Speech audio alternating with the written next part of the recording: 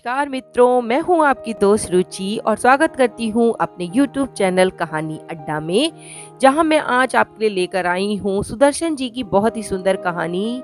शीर्षक है बात अठन्नी की। रसीला इंजीनियर बाबू जगत सिंह के यहाँ नौकर था। 10 रुपए वेतन था। गांव में उसके बूढ़े पिता, पत्नी, एक लड़की और 2 लड़के थे। इन सबका भार उसी के कंधों पर था, पर वो सारी तनख्वाह घर भेज देता, पर घर वालों का गुजारा न चल पाता। उसने इंजीनियर साहब से वेतन बढ़ाने की बार बार प्रार्थना की, पर वो हर बार यही कहते, अगर तुम्हें कोई ज्यादा दे दे तो अवश्य चले जाओ, मैं तनख्वाह नहीं बढ़ाऊंगा। वो सोचता, यहाँ इतने सालों से हूँ, अमीर लोग नौकरों पर विश्वास नहीं करते, पर मुझ पर यहाँ किसी भी तरीके का संदेह नहीं किया जाता। यहाँ से जाऊं तो शायद कोई 11-12 दे दे, पर ऐसा आदर न मिलेगा। जिला मजिस्ट्रेट शेख सलीमुद्दीन इंजीनियर बाबू के पड़ोस में रहते थे।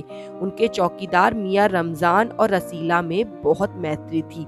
दोनों घंटों साथ बैठते, बातें करते। शेख साहब फलों के शौकीन थे। रमजान रसीला को फल देता था। इंजीनियर साहब को मिठाई का शौक था। रसीला रमजान को मिठाई खाने को देता। एक दिन रमजान ने रसीला को उदास देखकर कारण पूछा। पहले तो रसीला छिपाता रहा, फिर रमजान ने कहा, कोई बात नहीं है तो खाओ सौगंध।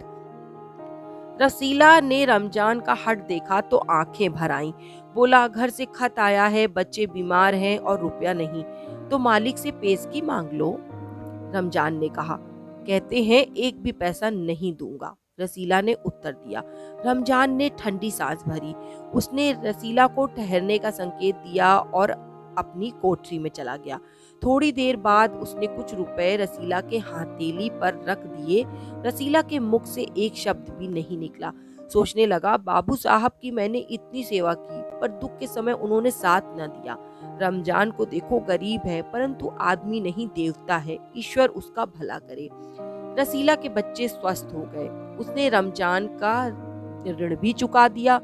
केवल 8 आने बाकी रह गए थे। रमजान ने कभी भी पैसे नहीं मांगे, फिर भी रसीला उसके आगे आंख न उठा पाता। एक दिन की बात है, बाबू जगत सिंह किसी से कमरे में बात कर रहे थे। रसीला ने सुना, इंजीनियर बाबू कह रहे हैं बस 500, इतनी सी रकम देकर आप मेरा अपमान कर रहे हैं। हुजूर मान जाइए, आप समझे आपने मेरा काम मुफ्त किया है। रसीला समझ गया कि भीतर रिश्वत ली जा रही है। सोचने लगा, रुपया कमाने का ये कितना आसान तरीका है। मैं सारा दिन मजदूरी करता हूँ, तब महीने भर बाद 10 रुपए हाथ आते हैं। वो बाहर आया और रमजान को सारी बात सुना दी। रमजान बोला, बस इतनी सी बात, हमारे शेख साहब तो उनके भी गुरु हैं। आज भी एक शिकार फंसा है, 1000 से कम न तय होगा। भैया, गुनाह का फल मिलेगा या नहीं यह तो भगवान जाने, पर ऐसे ही कमाई से कोठियों में रहते हैं और हम हैं कि परिश्रम करने पर भी हाथ कुछ नहीं रहता। रसीला सोचता रहा, मेरे हाथ से सैकड़ों रुपए निकल गए, पर धर्म ना बिगड़ा। एक एक आना भी उड़ाता तो काफी रकम जुट जाती। इतने में इंजीनियर साहब ने उसे आवाज लगाई, रसीला दौड़कर 5 रुपए की मिठाई ले आ। रसीला ने 4.5 रुपए की मिठाई खरीदी और रमजान को अठन्नी लौटा कर समझा कि कर्ज उतर गया। बाबू जगत सिंह ने मिठाई देखी तो चौंक उठे। ये मिठाई 5 रुपए की है। रसीला ने कहा, हुजूर 5 की ही है। रसीला का रंग उड़ गया। बाबू जगत सिंह समझ गए। उन्होंने रसीला से फिर पूछा। रसीला ने फिर वही दोहराया। उन्होंने रसीला के मुख पर एक तमाचा मारा और कहा, चल मेरे साथ, जहां से लाया है। हुजूर, झूठ कहूं तो। रसीला ने अभी अपनी बात पूरी भी ना की थी कि इंजीनियर बाबू चिल्लाए, अभी सच और झूठ का पता चल जाएगा, अब सारी बात हलवाई के सामने ही कहना। अब कोई रास्ता ना बचा था। वो बोला, माई बाप गलती हो गई, इस बार माफ कर दे। इंजीनियर साहब की आंखों से आग बरसने लगी। उन्होंने निर्दयता से रसीला को खूब पीटा, फिर घसीटते हुए पुलिस थाने ले गए।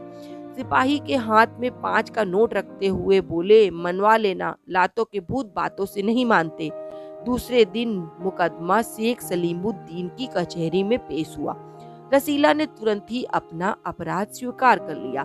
उसने कोई बहाना न बनाया। चाहता तो कह सकता था कि यह साजिश है, मैं नौकरी नहीं करना चाहता, इसलिए हलवाई से मिलकर मुझे फंसा रहे हैं। और एक और अपराध करने का साहस वो ना जुटा पा रहा था।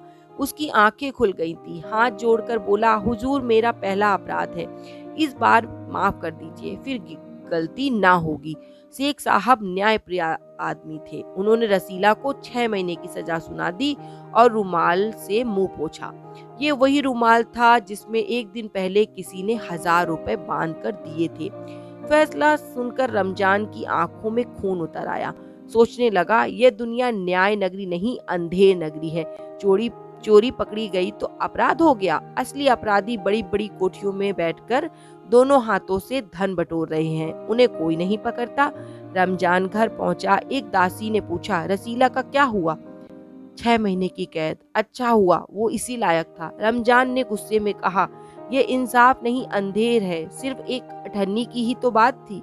रात के समय जब 5500 के चोर नरम गद्दों पर मीठी नींद ले रहे थे, अठन्नी का चोर जेल की तंग अंधेरी कोठरी में पछता रहा था। तो दोस्तों, आपको कैसी लगी ये कहानी? ये कहानी दोस्तों आईसीएससी सेकेंड सेमेस्टर जो क्लास 10th है उसमें भी लगी हुई है। और अगर आपको ऐसी कहानियाँ सुनने का शौक हो तो मेरे चैनल को सब्सक्राइब कीजिएगा, लाइक कीजिएगा। इसी के साथ धन्यवाद।